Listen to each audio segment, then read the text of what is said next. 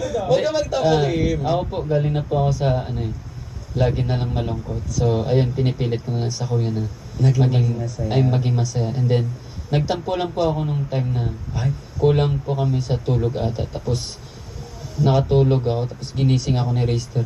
Hingi siya ng tinapay. ano ba yan? Bayan! Tapos, Kim, pahingi ng isang tinapay. Ano oras na mga 3 a.m.? Hindi, mga 6 ata. Tapos late yung... So kakatulog mo lang, tapos ginising ka? Oo, kasi minsan ako pag ginising ako, hindi na ako makabalik ng tulog. So, ayun. Sabi ko, Mister, ano ba yan? Pwede ka naman humingi mamaya eh. Sige, gutom kasi ako. O kaya kumuha na lang, tapos nililista, no? Lista. Tapos, ayun, na-feel ko na depressed eh. Ay, hindi, stress lang serious eh. Oh, okay. Kaya food lang talaga yung Tapos kapag binigyan mo siya ng pagkain, marami na siyang kinain. Tapos sabi, ano ba yan? Kailangan ko na mag-gym. Tapos ayun, kain tapos gym siya. Kaya lagi siya nasa gym. Ay, bongga. Si Kyler, ano daw yung kwento naman sa thank you kay Ma, sa likod ng pag-iyak sa CR.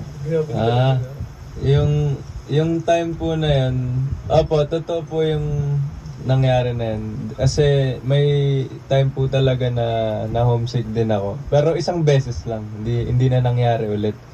Kasi nung time po na yun, nagpa-practice po kami. Then, palagi nga po ako nagkakamali sa mga choreo na ginagawa. Then, ako po yung laging na-call out, na-correct, ganun. Hanggang sa na-pressure po ako, lumabas muna ako saglit. Nag-CR po muna ako nun. Then, dun po ako napatanong sa sarili ko na, ayun, kung kaya ko pa ba, kaya mo na, or hindi na. Then, naisip ko po bigla pong pumasok sa isip ko yung mga sinasabi sa akin ng magulang ko na magpakatatag palagi at wag susuko po, ganun. Oo, no? Hindi lang Ayun magulang mo, pinaglabang kita ng bongga. Dami ko nakaaway sa Twitter, no? Yung ayun po, naisip ko din po yung mga sinasabi din sa akin ng mga anchors, yung mga positive comments po. Nababasa ko din po yung mga yun. And dagdag ko lang din po yung mga coaches kasi pinayuhan din po nila ako para maging matatag po. Para ma-overcome ko po lahat ng mga pagsubok. Yun po. Sino nag-choreo nung sayo mo nung concert? Yung naka-purple ka? Yung sexy dance? Si Coach Lee. Taray. Ay, pati si Coach Bay din po. Siya po. Yung Dreammaker pa po namin choreographer. Lahat sila. Ayan. Ay, ang bongga. Taray mo doon, ang ganda ng ano mo doon. Thank you Hindi po. ko na-videoan yung sa'yo, Winston. Nag-CR ako.